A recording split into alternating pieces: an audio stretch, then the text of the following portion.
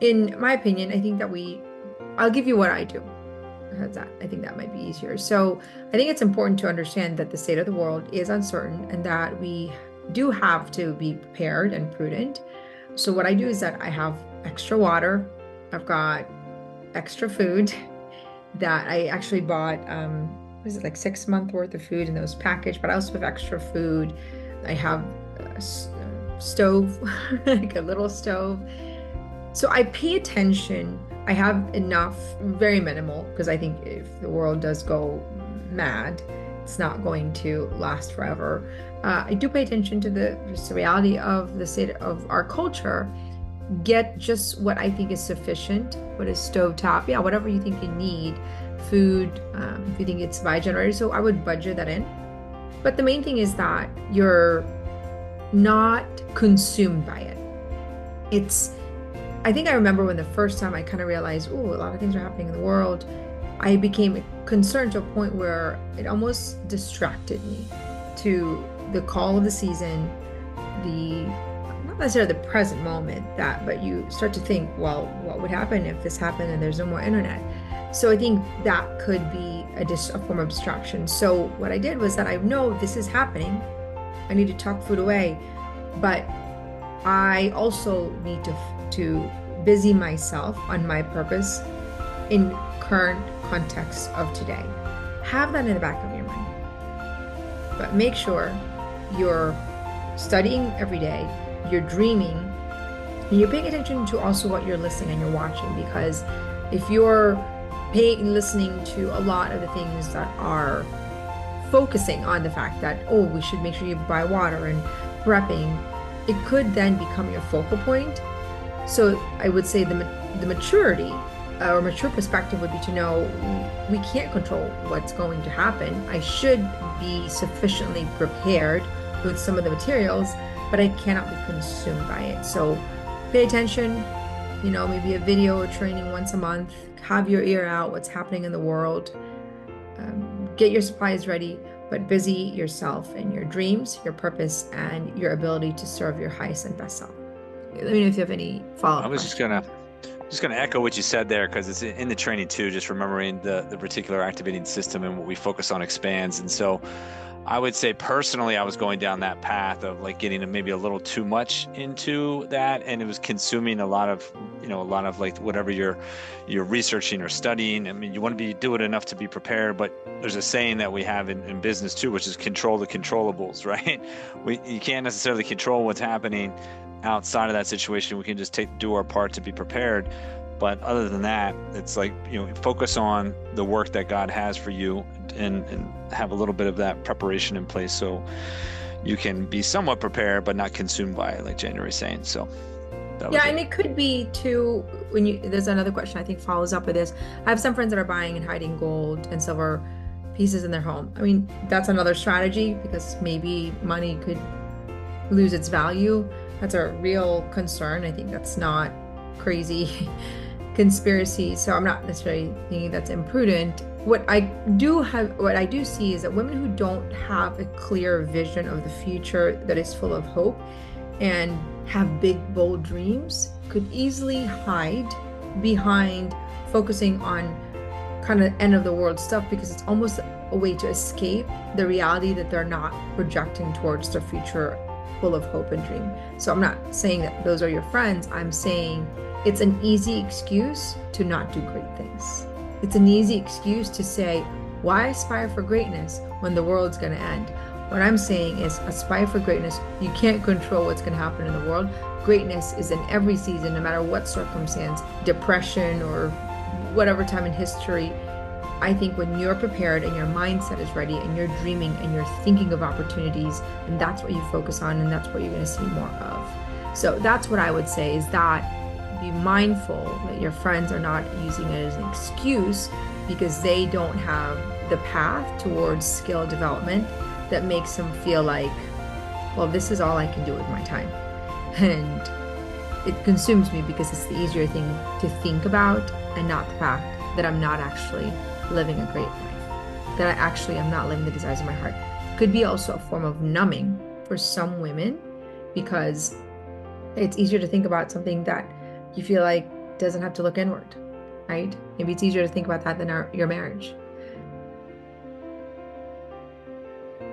You seem super, I don't think I'm concerned as I have seen the damage of people who are overly zealous without thinking about the person in front of them. So we so badly want to share God or the truth, but we lack the skill set. So instead of inviting them towards it, we suffocate them. So I don't think it's a concern as it is an awareness, because whether dressing up and presenting your highest and best self, whether it's communicating effectively, whether it's your husband and studying your husband, we should learn to study our audience. I should study my husband and how he best would receive me. I should study my son and what would be a better way for him to actually hear the message of virtue. So that's what I think. But when you say not offending them by being sweet and using skill to reflect God to them, I'm not so sure what the question is. I think that people who lack the skills actually can't communicate God to people. I also think that people who lack the skills are in danger of not actually receiving the fullness of God, or can't sustain a deeper relationship with God. You don't know how to make decisions and you want to be close to God. You don't know how to say no to yourself, and then you end up in a bad relationship and a guy tempts you to things that maybe are immoral because you didn't have skills to say no to yourself firmly and strong. You could put yourself in a position where you would sever your relationship with God. If you don't know how to find quality friendships as a skill set, we're talking about friendships next class, then you could want a relationship with God, but you don't know how to avoid toxic friendship or relationship, but you don't know your value. So then all of a sudden you get pulled away from God simply because you lack the skills. And I believe it, and I think that people are actually turning to Christianity because I think the world has become overtly so evil. And this is what I think. I think if evil is no longer hiding, neither should good women. But good women should be masterful at selling truth. Masterful. Because if you have the best product in the world and we're not doing a good job studying our audience, then we could miss that opportunity. If you study any sales training, they actually study human behavior. Some of the best training that you get for sales is rooted in behavior science. Why should we as evangelists not study behavior science to actually bring forth truth? It is a massive missed opportunity that good people actually sever the opportunity to bring forth what is true, good, and beautiful simply because they don't know human behavior. Let me give you an example. If we're standing there and you say, you need to be pro-life because God is this and God is true, and your facial expression has no life, forget it. It's hypocrisy. And they're not saying you're hypocritical. They're feeling the hypocrisy. As I always say, it's like, how do you preach charity in a very uncharitable way? It happens all the time. We could know the Bible cover to cover and never live charity. We could force people to believe in the things we'll believe in when they're not ready. And I talk about this in the other classes, it's like, I'm not doing theology classes with my 4-year-old, but I am hugging him because I'm the face of God for him. But I, as a mother, ought to know that. Now, how many 40, 50, 60, 70-year-old women are 4-year-olds in their faith? And then you've got this woman who you have the faith, and we're like, let me just show you, let me just give you the scripture. Let me just tell you what Matthew 6, 7, 24 said. I'm like, you're drowning them. You're choking them. That's literally what I feel. Then you've got this, well, you've got to tell them the truth because that's the highest form of love. I'm like, well, truth? When they're not ready for it, or you don't know how to communicate it, they could miss the very truth that they need in their life. So that's why I think I'm not tiptoeing about it. I'm not necessarily sensitive about it. I feel like we're losing people because of it. Human behavior should be studied by every single priest, pastor, in my opinion. Consecrated. I just think you can't just live, your information lands nowhere because people will remember you by how you make them feel. And if you make them feel bad about who they are because we've shamed them because they weren't X, Y, and Z, then we've robbed them of God. That's our responsibility. It seems it's the deeper standard and truths they want. I do. Janet, I think the last question clarifies this one, so you might want to read that if that helps you. Can you point out what you think is wrong? No, I'm sorry. The last question of the four remaining clarifying. questions. I'm sorry. What is that attracting the high profile figures turning to Christ? What is it? What is it that is attracting the high profile? Like Russell Brand and Joe Rogan, and why are they turning a little more to Christianity and faith right now? I think because evil is in their face, they're forced to think about truth. That's my opinion. I feel like, wait a minute, there's such an injustice. What? Why is the government doing this? Wait, why are you forcing people to do this? And then because it's in their face, they're actually asking the right questions. Because if people had the right questions, they would come to the truth. Right now, I think because evil is in their face, they're forced to think about truth. That's my opinion. I feel like, wait a minute, there's such an injustice. What? Why is the government doing this? Wait, why are you forcing people to do this? And then because it's in their face, they're actually asking the right questions. Because if people had the right questions, they would come to the truth. Just on a personal level, I'm single. I'm a single woman desiring virtue and greatness without community or support where I am at, and I am at a loss as to how to find it. I'm sorry. The loneliness is so big sometimes it's hard to take a step forward. I ache with you, but I also empathize with you. And here's what I've realized. Greatness is lonely. What I mean by that, most people will choose the comfortable life because it's comfortable. Their brain rejects it. So there is a part of greatness that's going to be misunderstood. Right? So to me, it's finding a few great friends that are aspiring for greatness. The other thing that I think would be amazing if well, I know who you are, but you're without a community, you're a consecrated woman. I would be if I were you, and I would just drop this seed in there. Go to the places where people are choosing greatness, but maybe they don't have any faith. So let's just say, what if priest, consecrated, they would go to this personal development training where they're teaching greatness, and they are I just think, imagine what it would be like. It's like, oh, here's a priest studying greatness and human formation from a kind of secular mindset. Can you imagine the testimony what that is? With the humility? Because then it's a priest saying, oh, I want to learn. I want to learn from you. I wonder if people will be like, I want to actually learn from you, dear Father. So I would encourage women who are living consecrated life, want to aspire for greatness, because that's a seed that God has planted in your heart, to go to the places where people are actually aspiring for greatness, but maybe they don't have the faith aspect, because maybe you're the catalyst to bring forth greater faith in those that are aspiring for greatness apart from God, because there's a lot of them in there. I'm dating someone and have been sharing some of the areas of growth that I've been working on. Congratulations. Hopefully he's open. Maybe not, but I feel like it is making him feel small, and I feel like he is pulling away. By the way, that's typically natural. So when you are growing, what's going to happen? Either they go, oh, I want to be that woman. Or they go, oh, I resist change. I resist growth. So in my opinion, when that happens, there's a automatic separation that's happened. Because think about it, you're growing, and they're like, now there's a deep separation. And even if you force yourself in them and you try to play small, that's what's going to happen. You will feel so unsatisfied.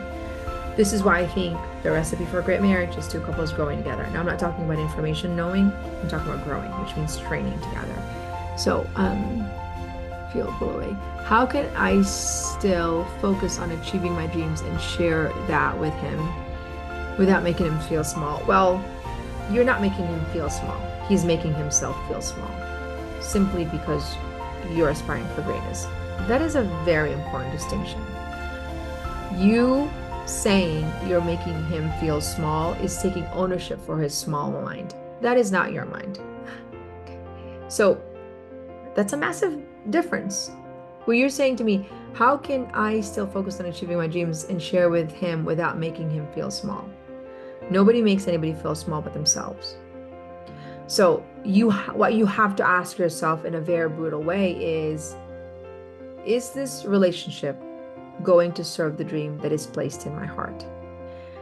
If yes, then you can continue, in my opinion.